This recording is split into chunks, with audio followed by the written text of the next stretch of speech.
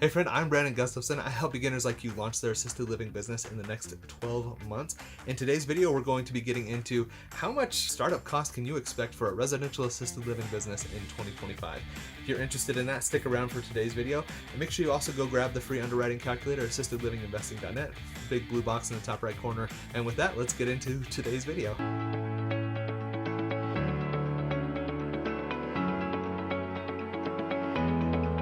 Hey friend, welcome back to Assisted Living Investing. Excited to have you here on the channel with me today. Today we're going to be talking about how much does it cost to start a residential assisted living business in 2025. So if you've been wondering exactly how much money do I need, what's it going to cost me to start, and I see this question all the time, this is the video for you. So make sure you stick around. Like the video as well, and give me some of your questions down below. Type in startup costs. Will let me know that you are paying attention, and ask me whatever questions that you have so I can really give you some extra feedback and guidance in the comments, or doing a live for you in a future session. So again, startup costs, and then give me the questions that you have as we go through the video. I want to get you primed up for that. Now, the quick and easy answer for this: what are the startup costs for assisted living in 2025? It depends. That's a quick and easy answer. So it depends. It really does. It's going to depend on a few things. Number one, it's going to depend on the value of the real estate. It's going to depend on the value of the business, and also is going to depend on the loan type that you're going to be getting. So we're going to be talking about the loan stuff here a little bit later in the video, but the business and the real estate value are the biggest ones that can drive the startup costs for your assisted living business. A lot of lenders are going to say, I need a percentage of X amount down for you to get this business. And a lot of that value when you're purchasing $1 million assisted living business is related to the value of the real estate. I would say almost 95% of the value that you're doing this with the residential assisted living business is the real estate. And that's because while these businesses, they do cash flow well and they can provide you with a really good income, they're not throwing off billions of dollars in cash. So the value of the business is not a ton, but it is a really good cash flowing asset for you to help you out. So that's why, but also it could depend on the business value and how it's working, how long it's been producing. You can see valuations on the business, or if you're just going to buy a business and not buy the real estate, then obviously you're looking at buying just the business, and that can really be the amount that you're going to be looking at when you go that route. The other thing I want to point out to you is, I know there are several of you that are watching this who have a home and you're thinking of turning it into assisted living, and you want to know what those startup expenses are. In that case, what you're going to want to do is spend some time underwriting. Go grab the business planning guide, assistedlivinginvesting.net/BPG. In there, there's a bonus that has my financials for my assisted living businesses. So you can go and grab those, and you can see exactly how much it costs us to operate our facility. And that's going to give you an idea of exactly what that costs from an annual basis. You can back that into a monthly. And then what I really suggest that you do is have 2 to 6 months worth of operating capital in the bank to help you get started. So it's going to tell you exactly what that is. And then the other big things that you need if you're doing this conversion type of an opportunity is the renovations. So that's what you're going to get from contractors and people like that. Talking with the fire department to figure out what type of fire suppression system you need in the home is also going to be key. So there's going to be potential renovations and fire suppression system. Those are going to be your biggest expenses. Everything else is relatively not that high. And then the other thing that I want everybody to be aware of is there's going to be a licensing fee. Whether it's a change of ownership or a brand new license, there's going to be a licensing fee.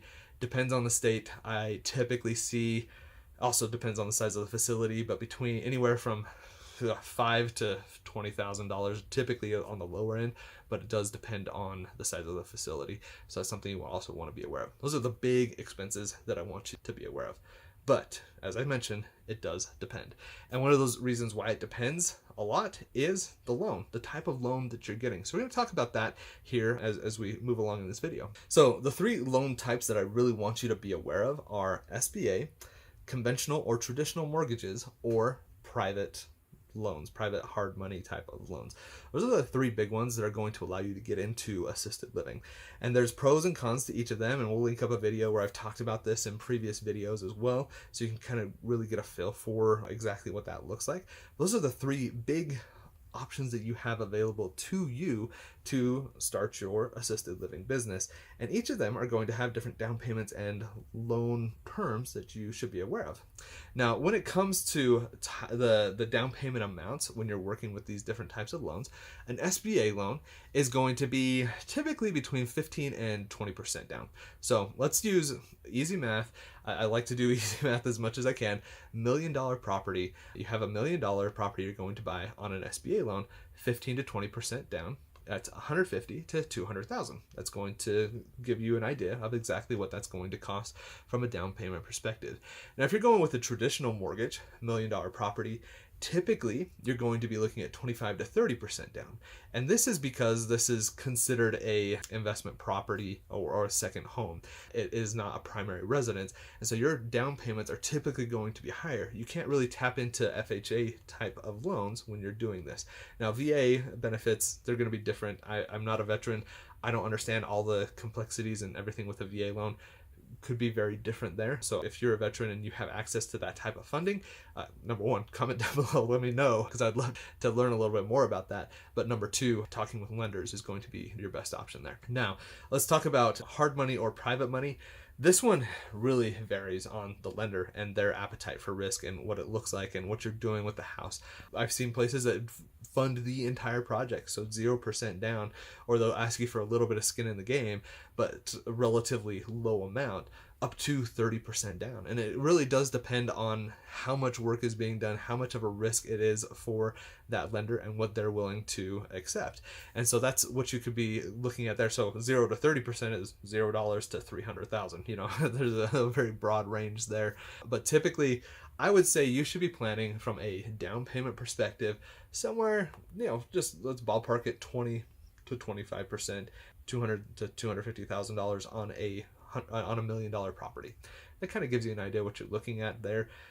Again, this does not need to be your money. So if that's your mindset, I don't have that much money, I can't do assisted living, then I really want you to change your mindset, number one, because you're not going to go far if you keep thinking that way.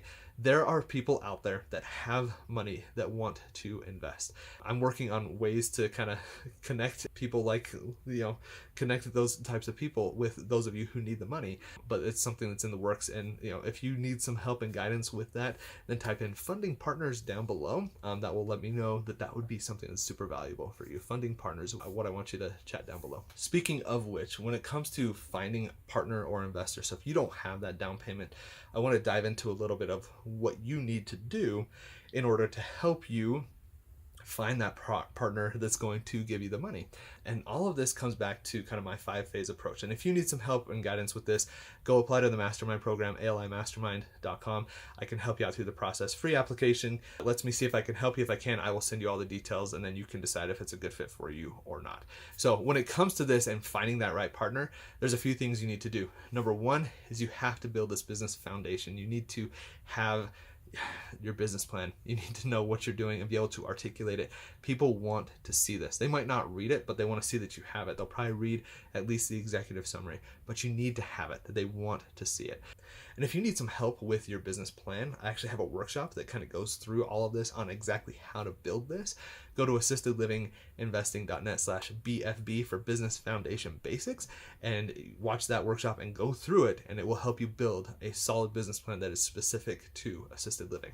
You need to have underwriting. You need to have solid underwriting. You'll get the free underwriting calculator, assistedlivinginvesting.net, big blue box in the right corner. And if you do that and get really solid on your underwriting, comfortable with it, you do some conservative underwriting. When you take this to a partner or an investor, they can see the numbers and the benefit that it's going to have for them. So make sure you go and grab that calculator, but also perform the underwriting. If you need help with that, go to assistedlivinginvesting.net/BPG for the business planning guide. After you have built all of this, you've got that business plan, you've got your underwriting, you know exactly what you're going to say. Now you got to present the idea to somebody. You could build a slide deck for this, but I don't think you need to. Building a slide deck is, I would say, something that's a little more professional than what you're probably doing here. This is more conversational. Hey, I found this investment opportunity. It's called residential assisted living. I would love to share with you a little bit about it. Create some kind of an elevator pitch. My name is Brandon. I have been working in healthcare for the past decade, and I found residential assisted living. I think it's a really great opportunity, has really good returns. I built a business plan and have done some underwriting, so I know exactly the criteria that I have for getting a good facility. But I need some funds. Is that something you could help me out with? Or do you know somebody? That's what you want to, that's the type of elevator. It's just off the top of my head. But you want to build that, you want to practice it so that people, when you start talking to people, they get excited about it and start wanting to do this. It's also going to help you fill the beds once you get that facility open. Is just opening your mouth. Word of mouth is such an important part of what you're doing. I was talking with somebody in the mastermind program about this just the other night, and they wanted to do something with this tiny home that they have, 3-bedroom home that they would be working in. From a numbers perspective, the way that I think they're going to do it might make sense. I have encouraged them to do the underwriting to make sure it does.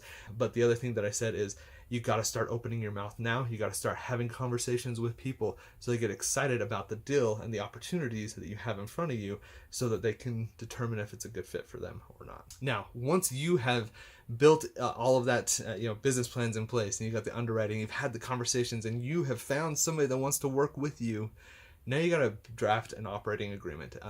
I encourage people to work with attorneys when you're doing this. You want this all to be very well placed, but you want to outline who's going to do what work and how much people are getting paid and ownership percentages. You need to spend time building out this operating agreement, because if you don't, then you never know what could happen. But you just want to avoid those options, those instances where something bad could happen. And that all comes with solid legal documents, including a solid operating agreement. And so I highly encourage you to do that. I'm not an attorney, but I would encourage you to work with one. But if you do all of those things, you're going to find a partner, you're going to find an investor, somebody that wants to work with you and really help you along your path and help you along your journey to launch that assisted living business. So in today's video, just to quickly recap, we've been talking about how much does it cost to start that assisted living business in 2025. We talked about some of those big expenses you need to be aware of. We also talked about down payment percentages, the types of loans that you could be looking at, and how to work with and find partners and how to prepare for that. If you found this video helpful, make sure you like the video, subscribe, and ring the bell as well so you get notified when we put out our live videos on Tuesdays and our long form videos on Thursdays to really help you along the path. Type in your questions as well, because that's how I really give you the feedback and guidance that you need in those live sessions. I have a ton of backlog, but want to serve you to the best of my ability. So type in any questions that you have about these things.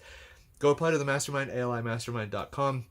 Free application. Let me see if I can help you. If I can, I'll send you all the details and you decide if it's a good fit for you or not. And go grab the free underwriting calculator, assistedlivinginvesting.net, big blue box in the right corner. Go grab that and it will help you along your path, especially everything that we've been talking about today. Does residential assisted living sound interesting to you, but you don't know how to get started? At assistedlivinginvesting.net, I'm here to help beginners like you launch their assisted living business in the next 12 months. And remember, it doesn't take a lot, just a little bit. Just keep going step by step by step. And I promise you, if you do and you're consistent and persistent, you will be successful. Thanks for watching and have a great day.